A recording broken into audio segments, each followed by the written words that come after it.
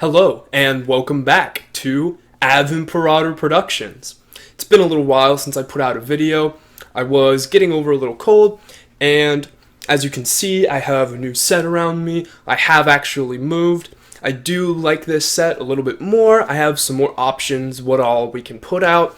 I did kind of get rid of the bigger art pieces that I had from other artists, and as you can see, I have some art that I've actually produced myself. I would like to eventually get to a point where I have a subset of videos where I talk about painting and mixing oil and how to produce these works by yourself. But before we can really get into that, we need to have a greater depth and a greater understanding of art itself, which is the whole point of this series. So, building off of where we left off from on episode 11, today we're going to be looking at the Renaissances in Europe from roughly the 15th century to about the 16th, 17th century. Normally, when we think about the Renaissance, we think of Italy. We think of Michelangelo, Donatello, all the guys that got recognized by the Ninja Turtles. At least someone was trying their part to make sure that we all remembered these great people. But there was actually several Renaissances. What happened was, as information moved, it came into contact with different societies and different cultures, and these different groups of people all had unique needs for these ideas. And that's what we're going to be focusing on today. So, without further ado, let's take a look at the word Renaissance and what it means exactly. So, what is a Renaissance? A Renaissance is a rebirth. Now, in order for something to be reborn, it must first be born, right? So, the term Renaissance can't really be applied to a lot of these periods in antiquity, but they most certainly can be applied once this information has returned to its former home. The Renaissance in Italy was one of the first ones that came across because of the location to the older empires such as Byzantium, which had lots of stores of information from the period of antiquity. And as different areas traded with Italy and bordered Italy, they came to embrace and to flourish with these new ideas themselves. Often, this rebirth or Renaissance was the rediscovery of old ideas which had previously already been in these areas. Now, the thing about the difference in a Renaissance and in actual discovery of knowledge is these people still had ways of being, they had new cultures, they had new ideas, they had new concepts. They had to reconcile these old ideas with their new ways. This is a very interesting idea.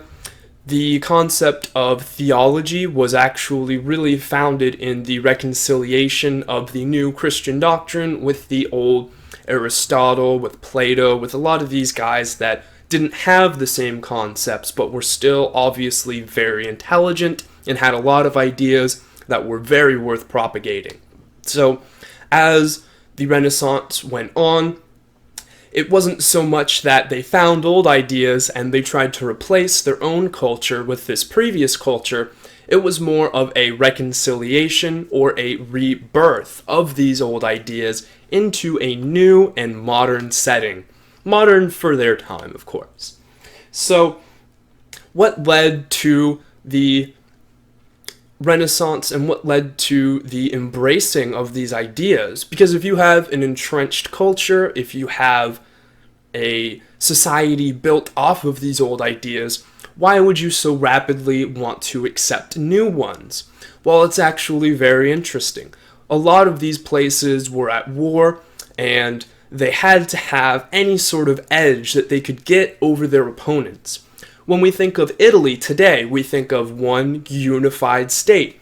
Unfortunately, for the vast majority of Italy's history after the collapse of Rome, this was not the case.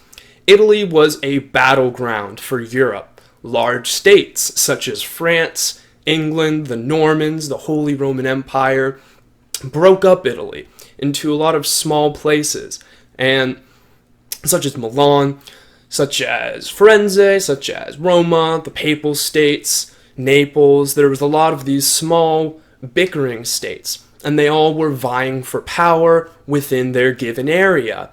Now, if one small state had better learning, better understanding, and better technology than another, it didn't matter if that other one had strict traditions and rules, they would be defeated. This was a very tumultuous period in European history, and if you were in charge of a country, and you were, say, in a war that lasted for 100 years, you would want any edge that you could get to put yourself over your opponents. Now, the embracing of the Renaissance had a lot of ramifications for these leaders which adopted it, which could be seen as negative from their standpoint. But the tides of history started to pick up and push through all of these old ways and bring up old ideas into these new cultures to give rise to new ideas, to give rise to a rebirth of learning, of mathematics, of literature, of all of these artistic and stylistic ways that once were. We'll take a little bit closer of a look in this video at the Northern Renaissance and a little bit at architecture, but this is mostly going to be an overview. This is a huge topic and will certainly deserve its own separate videos in the future. So, now that we have a little bit better understanding of what a Renaissance is, let's take a closer look at why a Renaissance would happen in the first place. As stated before, old cultures tend to generate old power structures. People in power tend not to want a lot of change because when they do allow it, they allow for new innovation, they allow for new ideas. When they allow for that kind of thing, new power structures start to form. When we looked at Byzantium, we had the blues and the greens representing sort of the old power and the new power, and in their kingdom, they had very defined roles for how these would play out. In a lot of the smaller kingdoms in Western Europe, they didn't have these same sort of structures until much later, mostly because of repression and warfare. But, as we've spoke of previously, this period was not special. It had lots of war, plague, insurrection, that sort of thing. One of the big plagues that people like to talk about from this time period was the Black Death.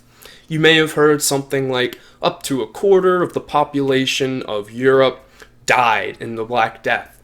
And this is sort of true. There are entire nations which were massive, well planned out, and extremely powerful, such as the Polish-Lithuanian Commonwealth, late Byzantium, and some reaches of the Eastern Holy Roman Empire, which still had working concepts of the old Roman ways of moving sewage underground through lead piping, cleanliness in their cities, and various other ways of keeping sanitation up in their communities that didn't experience a single casualty from the Black Death. The Black Death was more a reminder that people needed to strive not only for cleanliness in their souls and in their lives and in their morality, but also cleanliness in their communities, in their nations, and in their peoples. The majority of the deaths from the Black Death were in Western Europe, especially Britain, France, and Spain. And these nations were also locked in this period in intensive warfare and struggles. As France and England gained these large wars and were constantly at each other's throats, something very interesting happened. They began to throw out the concept of tradition and old ways, and they scrounged every idea that they could possibly find to attempt to get any sort of edge over their competitors that they possibly could. So, the first Renaissance that really came into fruition was that in Italy. But there was one about 800 years before that In the 9th century AD, the Byzantines had a fantastic renaissance under their Emperor Basil. And they found a lot of this old ideas and a lot of these old ways and began to copy the texts and to move these old concepts back into the foreground of their society. As Byzantium began to fall in the 12th, 13th centuries AD, they began to leave their old home in favor of new places. And just as Renaissance means rebirth, the rebirth we're talking about here was of the Roman civilization. The Byzantines considered themselves Roman, and at this point in time, when everything was falling around them and their new home began to crumble, a lot of them went back to Rome. So as they brought these ideas and these concepts back to Italy, there was a spreading of this information. And again, it may seem like the old power structures, the old people in charge, would have had an incentive to crush and to quell these new ideas to secure their own interests. But Italy was a patchwork of states, and if you went to one of these smaller nations, let's say Ferrara, and you brought these ideas to the leaders, they successfully implemented them and dominated those around them, there wasn't really any choice in whether or not to uphold this renaissance of old ideas. So out of necessity in the beginning, the Renaissance began to take hold and to bloom. Now there's multiple ways for one culture, people, or group to dominate another. One is the propagation of culture. If when people think of Italy or Central Italy or something like that, they think of your language, your culture, your art. That is a sort of domination. So as Ferrara, as Naples, as Rome began to produce these great works of art, it was not merely for the contemplation of beauty and aesthetics. It was also a sort of Cold War, as you could call it in modern terms, I suppose, where they wanted to have the better culture. The only way to do this was to have better ideas. Now, as this drove on in Italy, there was various cultures, Bruges in the Low Countries, Paris in France, and even a little bit much later in England, that came into contact with the Italian Renaissance, saw these ideas and their fruition, and desperately wanted to try to work them into their own culture to produce very similar and very astute transformations in their home society. So why was there a Renaissance, and why did these sorts of ideas propagate? It wasn't so much for the benefit of the people at the top. It was more so that people could survive and move on and generate new ideas in the future. If you were stuck in 100 Years' War, you would take any edge that you could get. And that's exactly what the kingdoms of Western Europe did. So, to wrap up this side, let's take a look at the Renaissance spreading, where it went, and why exactly this is significant. As stated, these patchworks of small states were very prone to the spreading of ideas, the trying of new ideas, and the adoption of the old ways, which seemed to be successful. But why hadn't they done this in the first place? Well, lots of new people and new cultures had poured across the old Rhine in the centuries after the Roman collapse, and they had their own ways, but they didn't have the concepts that the ancient Romans did.